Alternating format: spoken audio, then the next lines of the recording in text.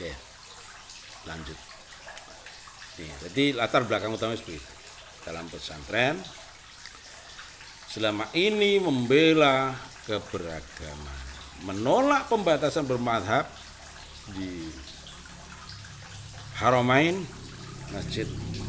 Masjidil Haram dan Masjid Nabawi, dan juga tidak setuju terkait penghancuran warisan peradaban di Saudi. Ini latar belakang.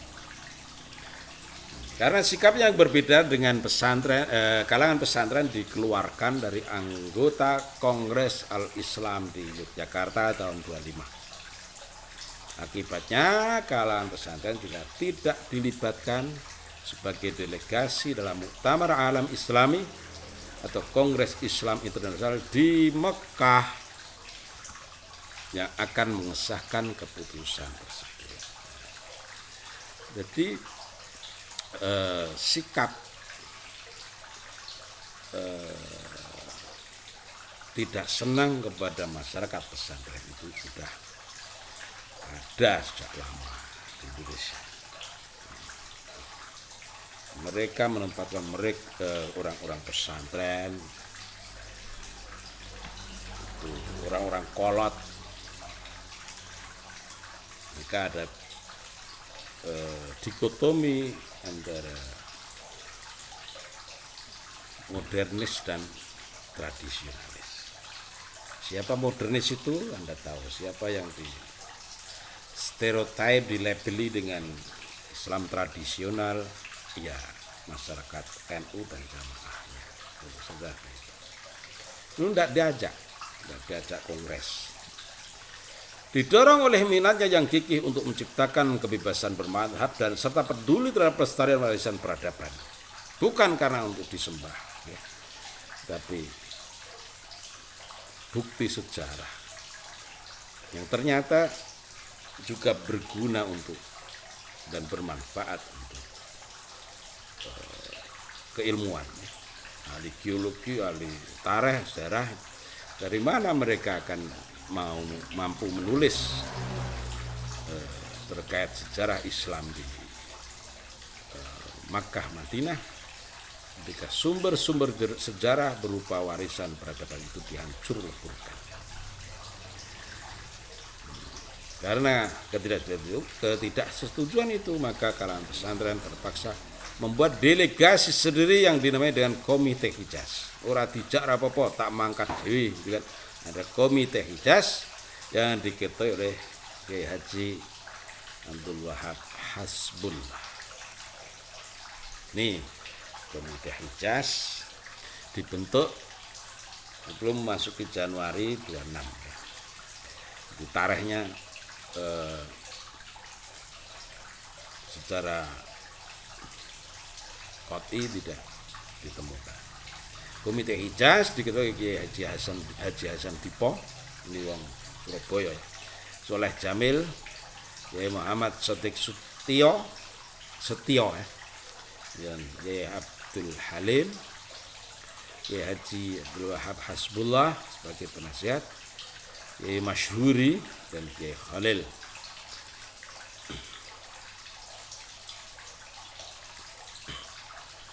Nah, ini sebenarnya yang latar belakang. Apakah ada hasilnya Komite Hijaz yang dibentuk orang-orang dusun, orang-orang tradisionalis?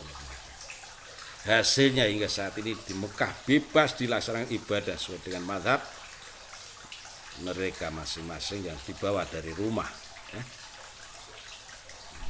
Anda di Masjidil Haram, Anda di Masjid Nabawi akan mendapati bagaimana mereka jamaah itu beribadah sesuai dengan mazhab yang mereka ikuti di rumah masing-masing. Yang Syafi'iyah beribadah menurut cara Imam Syafi'i, yang Hanafi pun demikian, dan seterusnya. Jika Anda nanti berkesempatan ya di hadir di Haramain, Masjid Nabawi maupun Masjidil Haram, Anda akan menyaksikan bagaimana keragaman cara ibadah itu. Dan itulah berkah dari Allah. Saya mengamati yang terakhir di 2019 sebelum COVID ya selama 2 bulan menjadi takmir Masjidil Haram. 2 bulan kita bukan saja mengamati tapi memandu, membantu mereka-mereka yang lost kontak, disorientasi, kegagalan dalam menyempurnakan ibadah.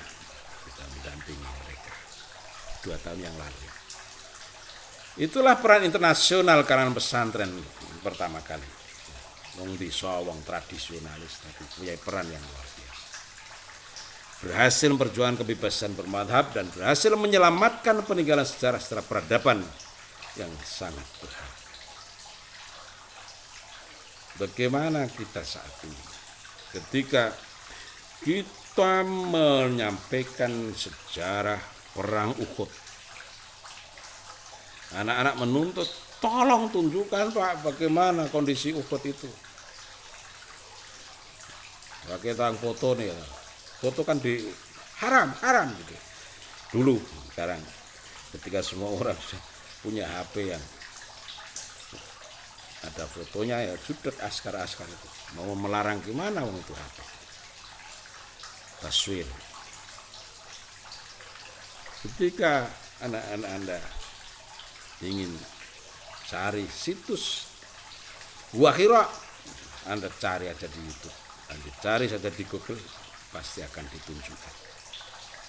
Ketika itu dihancurkan, apa yang akan disampaikan kepada murid-murid, pada santri-santri kita. Inilah hikmah. Inilah hikmah. Jadi untuk membersihkan akidah, ya tidak harus dengan membersihkan semesta. Tapi bagaimana hati kita mampu membersihkan percikan-percikan syirik. Berangkat dari komite dan berbagai organisasi yang bersifat embryonal dan ad hoc,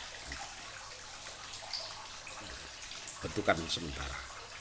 Maka setelah itu dirasa perlu untuk membentuk organisasi yang lebih mampu mencakup dan lebih sistematis untuk mengantisipasi perkembangan zaman.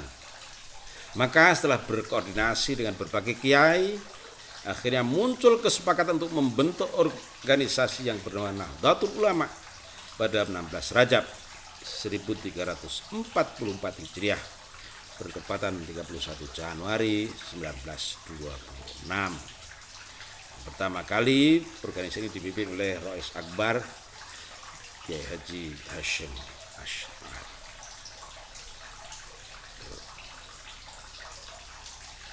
Itu ya secara singkat lahirnya NU. Ini rapat pembentukan kiai-kiai yang hadir, termasuk Kiai Langitan yang bawah ini, namanya Abdullah Fakih. Siapa yang mengusulkan nama? Ini ada. Pelopor atau pencipta nama perkumpulan ini dengan nama Nahdlatul Ulama adalah Kiai Haji Mas Alwi Abdul Aziz yang saat itu kepala sekolah Nahdlatul Wathon. Tentu sekolah swasta tanpa subsidi pemerintah. NU wis biasa ora tau dibantu wis biasa. Wis suwe, gitu. Wis kulino. Setelah diajukan pada rapat, nama Nahdlatul Ulama itu disetujui oleh Hadratus Syekh Kiai Haji Hashim Asy'ari dan semua yang hadir. Sebenarnya ada 2 orang pengusul nama NU, yaitu Kiai Mas Alwi, kemudian Kiai Haji Abdul Hamid dari Gresik, dan Nuhudul Ulama, akan bangkitnya ulama. Jadi nuhud itu baru akan ya. Sorry. Oke. Yang diterima forum adalah usulan Kiai Mas Alwi Nahdlatul Ulama. Mengenai lambang NU ditetapkan oleh Kiai Haji Ridwan dari Surabaya yang diajukan dalam muktamar NU yang ke berapa ini?